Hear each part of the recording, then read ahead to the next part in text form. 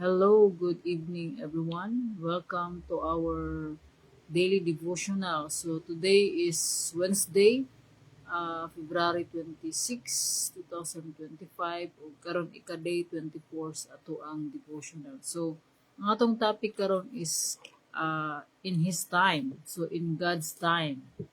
So, ang word na address sa Ecclesiastes chapter 3 verse 11. So, nga nag-ingon, He has made everything beautiful in its time. So, dapat na sumpay, pero maura na siya ato ang phrase nato na para karong gabi una. So, let us pray. Father God in heaven, we glorify your name. We honor you, Lord God. We thank you, Lord God, for your presence, Lord. We thank you for everything, Lord God, for your provision, for your protection, Lord God. Sa imong pag-atimon kanamo karong adlaw, Lord, sa kadaugan, Lord God, nga naa kami diha kanimo, Lord, pasaluwa kami sa imong mga sala, sa imong mga kalapasan, sa mga nahimo o nasulti, Lord God, nga dili makahatag og kahimayaan sa imong ngalan. Tabangi kami, Lord, nga magkat-on, Lord, karong gabi una, kung sa mensahe nga imong padayag, Lord God, pud kami sa imong balang espiritu. Giyahe kami, Lord God. Tagay kami, Lord God, sa kaalam, Lord. Aron makahibalo kami, ug makasabot kami sa imong pulong. Nga may maghatag ka na mo kadaugan, paglaom, ug gugma, Lord God. Nga magpadayon kami sa pagtuo diha kang Kristo. Dalaygon ka, Lord. Uban ni kami gikan sa pagsugod atud sa pagtapos. Ang imong pangalan mo ay matuboy. Tanang dungog himaya ug mga pagdayeg kanimo lamang amahan. Ikaw mag-aabli sa mga usa, Lord God, sa mga kasing-kasing nga nanginhanglan na ini nga mensahe. Dalaygon ka, O Diyos, way katapusan sa pangalan ni Jesus. Amen. So, again, maayong gabi. So, in His time. So, in God's time. So, He has made everything beautiful in its time. So, tanan butang, adunay perfect timing. So, adunay time. So, masigani ang ato ang pagkatao gikan ta sa pagkabata. So, naagi na siya timing. So, ang sa kabata, dili naman siya dali-dalion nga pagpakaon kay naay time nga magpakaon. So, inana ra pud ang ato apong Ginoo pod ang iyang mga gibuhat sa ato adunay timing. So, sometimes the hardest thing to do is to wait. So, mao gid na ang uban dili ganahan maghulat, dili ganahan magpila, ilabi na kung nata sa mga government offices nga kinahanglan ta magpila kay daghan og mga naay tuyo. So, this is really true when we are in a big hurry and when we want things to happen right away. So, usahay na ta, gusto na to nga, kung sa itong gusto, mahitabo na yun. So, still God always knows best. He made you and only He knows what is exactly right for you. To make you everything He intended you to be. Even though sometimes it's hard, it is always worth the wait for God's perfect timing. So relax and wait. Then watch what He does. So, what are some ways you can spend your time while you are waiting? So, waiting. So, natay mga gipangayo sa Ginoo sa dili pa nihatag because God is teaching us sa natudlo ang Ginoo sa atoa para mapalambo na to ang kinaiya or dili pa kini panahon. So, God makes everything beautiful. God's timing and plans bring beauty and purpose to life. So, ang makahatag og beauty is ang mao kini ang Ginoo naggihan ay gud niya ang tanan ug ang Ginoo adunay gini siya plano sa mata ko sa kanato. So, angay gyud natong tuuhan ang Ginoo tungod kay iyahang gisulti og giingon tinuod. Ang Ginoo dili tao nga mamakak, ang Ginoo dili mausab. So, ang tanan niyang mga promise nga gihatag niya sa atoa tinuod og kini mahitabo og mahitabo na gayud. So, saan na to pagkahibalo sa promises sa Ginoo? Mao ni nga God is teaching us to, if we want to be successful in our lives, so we must obey God. So, in obeying God, kauban na dito ang pagtuon. Pagbasa sa iyang pulong, adlaw gabi ingon pa sa Joshua. Sa Joshua 1:8, iyang gingan sa Joshua nga, do not depart from the book of the law, read and meditate it day and night, and obey everything that is written in it, and you will be successful. So, ang Ginoo maghatag kanato og success in our lives if we obey God. So, unsa na to pag-obey sa Ginoo? So, we must read and study the Word of God. So, dito na to, sa ato ang pagbasa sa iyang pulong, atong katunan kung unsa iyang mga saad. So, ingon gani sa Ginoo kang Joshua nga, dili ta angay mahadlok, mabala ka tungod kay ang Ginoo kauban nato bisag asa ta padulo. So God is with us wherever we go. So do not be discouraged, do not be afraid, for the Lord our God is with us wherever we go. So kung unsa ang promise sa Ginoo kaniadto sa mga tawo, maupod ang promise sa Ginoo karon, because God is the same yesterday, today, and tomorrow.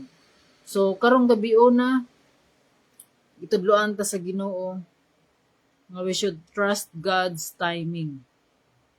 So mao kini nga kung aduna tay pagtuo ato kining padakuon pinaagi sa pagsalig nato diha sa Ginoo. So we should trust God's timing. So ang tanan mga panghitabo adunay katuyuan ang Ginoo. So walay swerte or malas, ang tanan nahitabo gialaw na sa Ginoo with a purpose. With na siya, o we should recognize that God's plan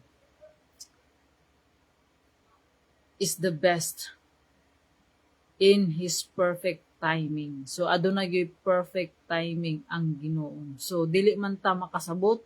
So we only need to trust God. Kaya ingon sa iyang pulong sa Proverbs, trust in the Lord with all your heart, and do not lean on your own understanding. In all your ways, acknowledge Him, and He will direct your path straight. So, ang Ginoo maghatag kanato og kalampusan sa atong mga tinguha. Kung atong ibutang atong pagsalig kaniya, we make plans, but God direct our steps. So, kita ang magplano, pero ang Ginoo mo ay hanay sa ato ang mga steps. So, ihatag po sa Ginoo ko kung ang ato bang plano kabubuton ba niya.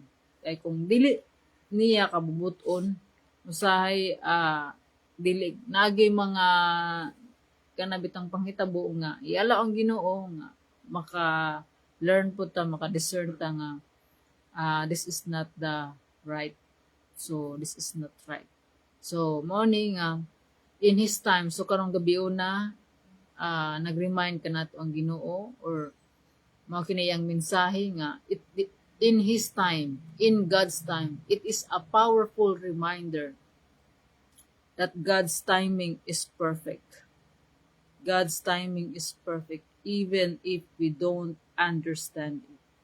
So naay mga butang nga gialaw sa Ginoo sa ato ang nga mahitabo.